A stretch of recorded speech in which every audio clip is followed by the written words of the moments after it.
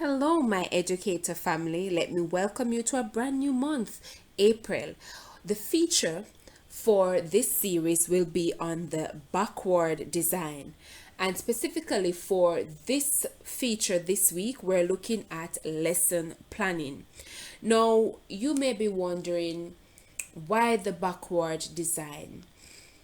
As you may have realized, I am trained in curriculum and instruction, and so it gives me pleasure to unravel what exists, test to see how effective it is, and then I practice and I share what is being done. And so the backward design, I think it is relevant to the education system in light of what we're seeing in our classrooms. So we are seeing that our students would have rapidly regressed in some settings. For some, they may have been a little bit more advanced, maybe because of their availability, to having access or the accessibility of devices during the 2 years. And for some, they would have regressed because they don't have access to the teaching learning environment.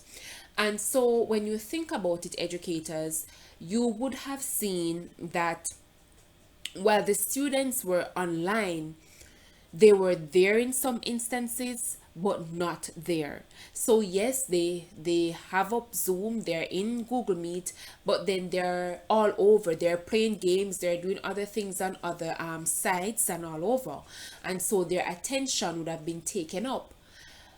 And now they are back face to face. It is a challenge for them to refocus and to remember what teaching and learning is like within the four walls, with the teacher standing literally, physically in front of them.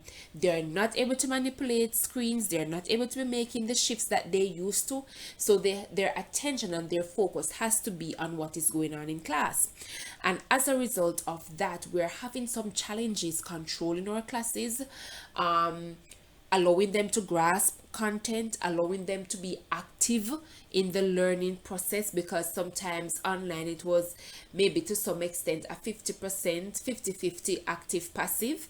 And so now it requires them to become 80 or 100% active in the learning process. And so it is a challenge for them.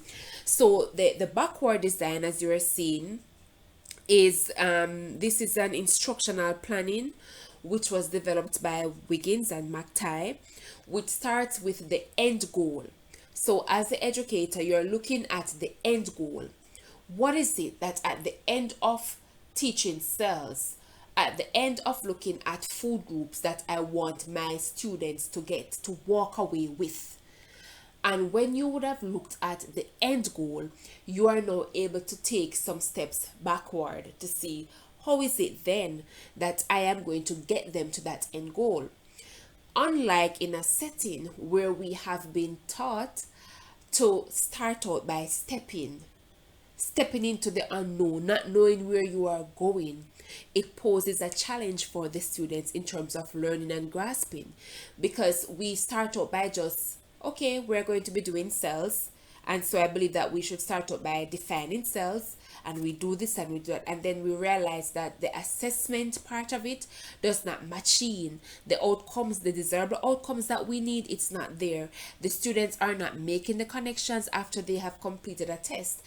They are not remembering what has been done, and that is because we missed out a few steps. And so the backward design is one such effective planning curriculum design that really works, and it has helped many students to retain knowledge, and we'll get into the discussion as we progress. So we're looking at the backward design.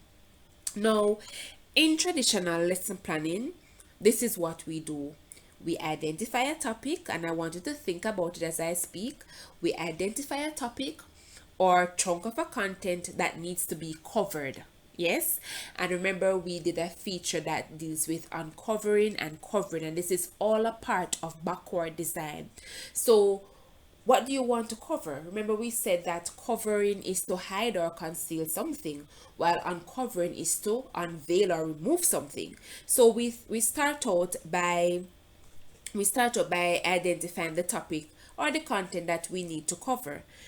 Then we move into planning a sequence or a series of lessons to teach that content.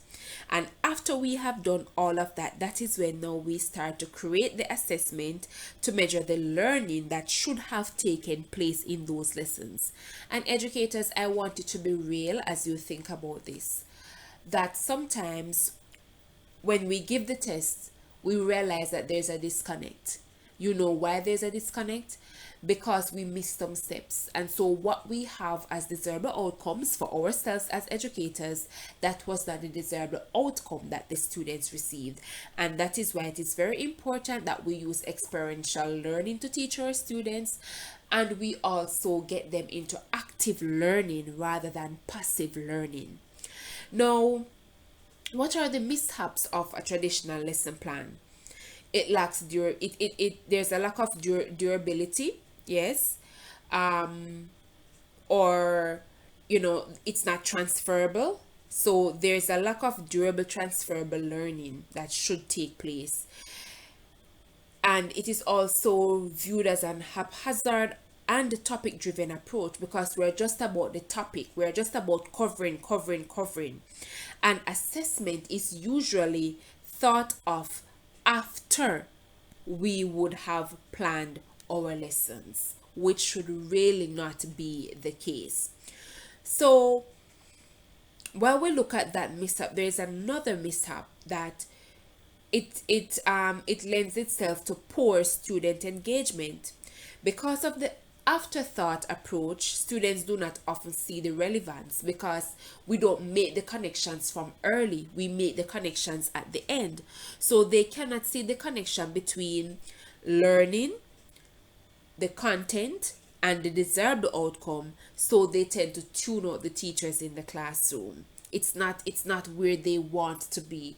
It's not peaked for them. It's not at their interest level, and it becomes a challenge. Now, with backward design lesson planning, first of all, you identify what students should know and be able to do by the end of the learning cycle. And then we create an assessment to measure that learning. And we plan a sequence of lessons that will prepare students to successfully complete the assessment. When we start to plan and we start to do these things, we will realize how easier our lives are as educators in the classroom. And I will just share with you briefly. I remember whilst teaching food, nutrition, and health, I had a student who could not read at the level that she needed to read at. And the child ended up passing the subject at CSEC level with a range 3. Besides the fact that there's an there's the SBA component that the child needs to do, and the child would have, to a great extent, max enough grade to help her. It was because of how I would have done the teaching using the backward design, thinking about where I want the students to go, what assessment am I going to give to them to ensure that that at the end goal that I have will work for them, and then the lesson comes after. So it is a proven method, educators, that we can apply in our classrooms. So you may be wondering, so really, what's the difference? It sounds similar. What's the difference between the traditional and the backward? The difference is the order. And how it is done. So the difference in order is significant. How do you order? What do you do? What is step 1, step 2, step 3? The order is different. So the idea is to plan the assessment ahead of planning the lessons, because when you have the assessment, which is the intended outcome, you are now able to plan the lesson to meet such. Then you plan only lessons that will do what? Contribute to the student's success based on the assessment. So that is primarily the main difference that exists. Few benefits of the approach, and note I said few. and you can read up. There are many other benefits. It is beneficial to the teacher because it innately encourages intentionality during the design process. So you're able to sit and think about it and be intentional about what you want for the students. It also provides for transparent and explicit instruction. So it is not in content that is hidden all over, and the students have to go digging and searching. You are uncovering the curriculum in the design, and because you are uncovering the curriculum, all the experience that the students have, you're putting it into the lesson, which makes it easier for the students when you give the instruction. It also eliminates the possibility of doing certain activities and tasks for the sake of doing them. So you're purposeful in what you're doing. It's not that, okay, Mrs. just going to give me a lab because she have to give me a lab. No, Mrs. giving you the lab because the intention of the lab is it is going to match the assessment, which is the lab, is going to match to the content that is being given to the students. And so educators, I believe that at a moment like this, one that we have never seen for many of us in the history of education, that it is time for us to do some active research. It is time for us to dig a little bit deeper and to see how well we can plug what is happening. And I know for a fact that if you should try this method, it will prove to you that yes, it is more intentional, and you will get the students to be able to take charge and to take responsibility for their learning. I am Karla Boswell-Lewis, Director for Strategic Educational Consultancy Services, where my only mission is to empower you educators. I wish for you a great term that is coming up, a great new term that will come up, and I trust that as you have listened to this video, you will share it with parents, share it with students, you will also share it with educators, which is the main goal, so that they can plan effectively and they can take charge of the teaching and learning environment like a real boss. Thank you.